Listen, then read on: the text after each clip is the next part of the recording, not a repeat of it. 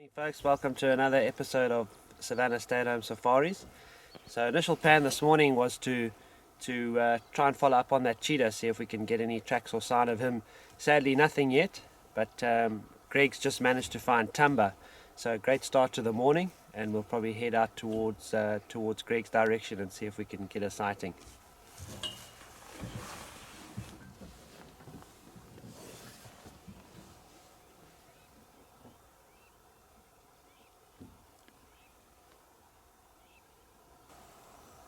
So fantastic to see. You can see how our resident secretary bird looks as if it's found a mate.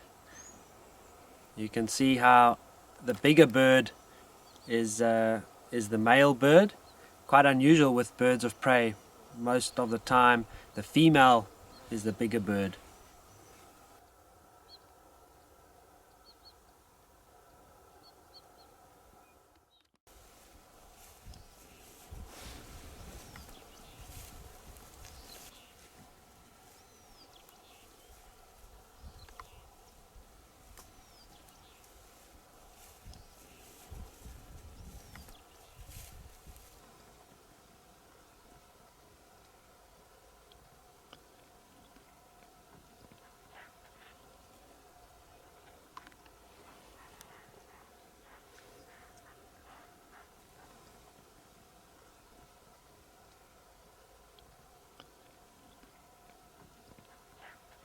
So it definitely is Matimba. So a great way to start the morning, and we can hear in the background there some impalas alarm calling. Often you find that the impala's alarm call, possibly just because they've picked up a scent, maybe heard something. So often the leopard doesn't move off straight away. You just kind of make sure that the impala is actually alarm calling at him, and not just for a scent or for an inkling.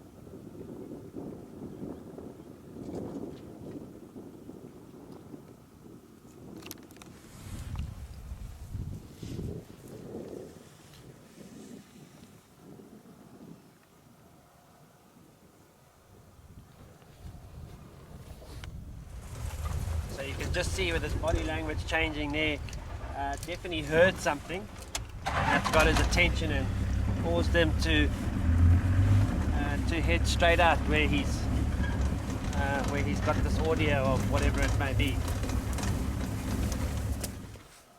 So we've been watching him, following him for about 10-15 minutes now, and certainly looks like he's out for a hunt. He's been walking, stopping, looking, listening, and as you can see him there, ears pricked forward, possibly listening out for the sound of those impalas fighting, rutting, attracting attention to themselves. And the other thing often is they can actually hear other leopards calling, so you never know, that could also be what gets his ears pricked. But he's certainly walking with intent.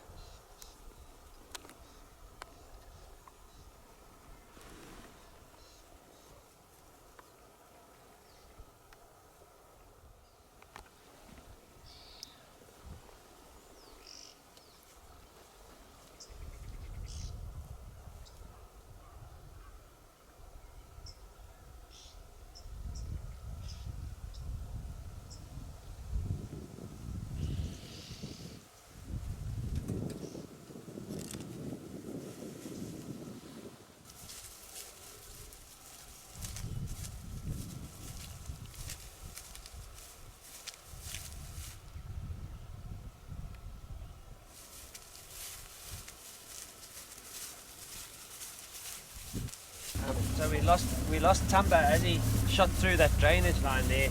But what we did manage to find is a hyena. No doubt this hyena's picked up on Tumba's scent, and hopefully he's going to lead us back to where the leopard is.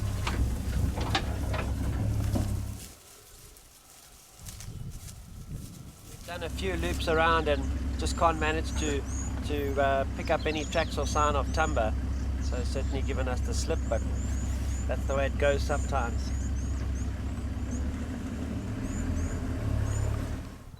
So we're looking at a pair of gabbard goshawks there. Very nice little bird of prey. So just an interesting little fact about these goshawks is they used to be used to hunt wild geese. So that term goshawk refers to goose, or short for goose, and then of course hawk, to hawk its prey, to hunt on the wing. So that's how these little goshawks came about their name. So we've just driven through this drainage line here and come across something very cool. There's been a herd of elephants that have moved through here. You can obviously see the activity of the elephants.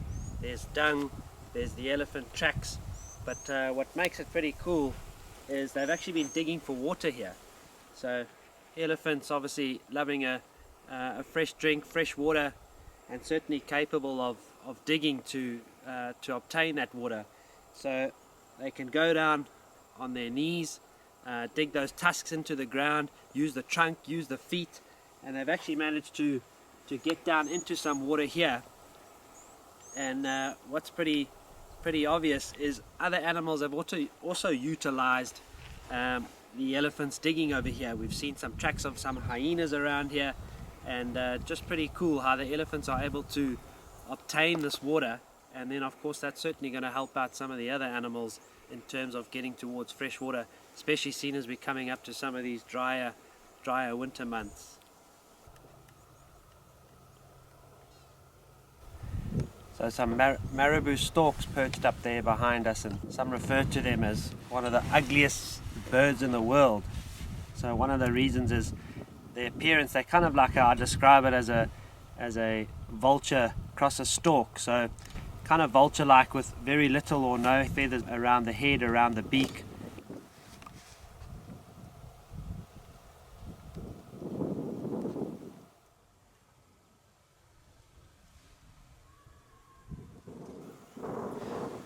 So we've just come across Misava, and he's busy stalking some impala at the moment.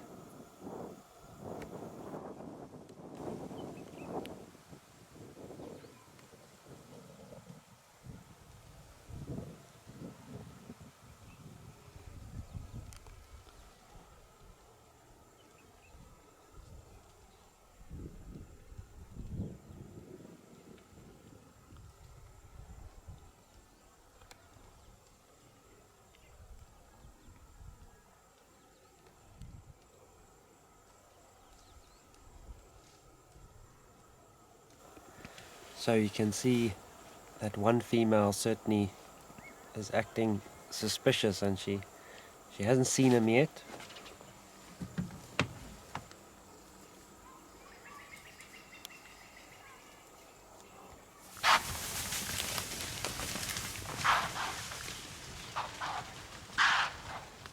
So sure, incredibly exciting stuff there. You can see he certainly came close, but sadly wasn't successful this attempt. Now while there's still a bit of light, we're gonna leave him here on the road catching his breath, and we'll see what the rest of the evening has to bring. So we've got Chivinzi here, which is the young male cub of Kokuvela. Nice little leopard bonus before we lose the light.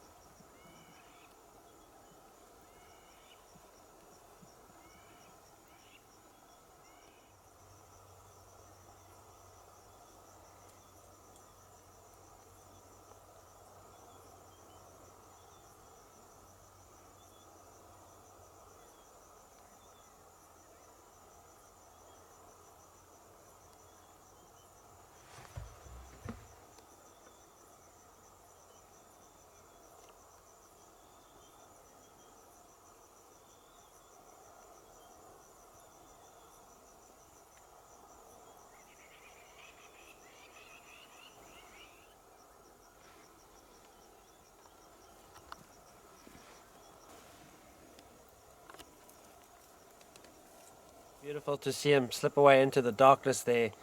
Obviously going into that thick stuff, no chance we're going to keep up with him through there, but great sighting of Chivinzi. So obviously just fantastic to hear Ali come over the radio and say that she's found the Ottawa Pride. Haven't seen them in must be a while now, so just great to see them again, and then of course the big Matimba male with them as well. So fantastic.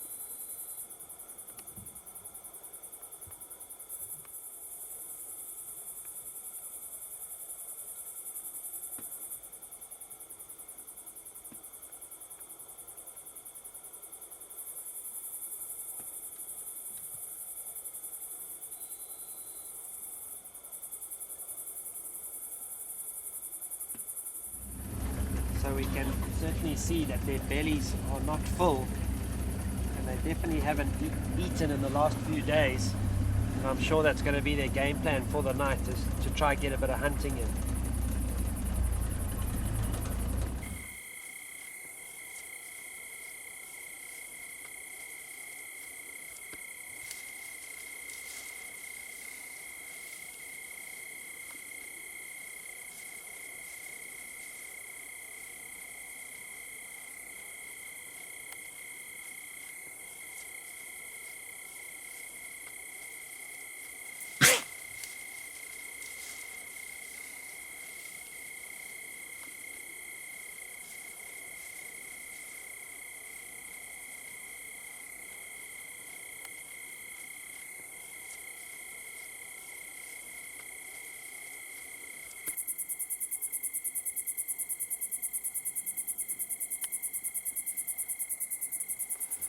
So often these lions, as we've seen, just literally use these roads as a pathway, and they obviously get to know them quite well. And the other benefit of walking on the roads is when they do lie up to rest like that, that the road often holds the heat, holds the warmth, and there's nothing better than lying on a warm road in a cool winter's evening.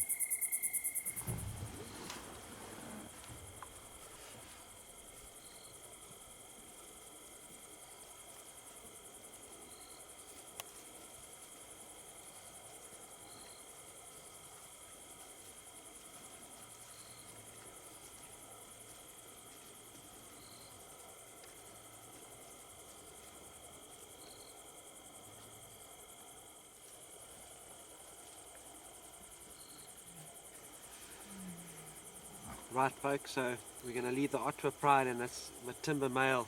Certainly looks like they're going to hopefully do some hunting through the night, and let's hope that they get successful. Be exciting to follow up on them in the morning, see how the story plays out. Folks, thanks again for watching, and I'm sure you can agree, just an absolutely amazing day in the Sabi Sands again, and the cat certainly came out for us with those three male leopards, and then of course the Ottawa Pride and the Matimba male. Just fantastic to see. So thanks for watching, and we'll see you next time.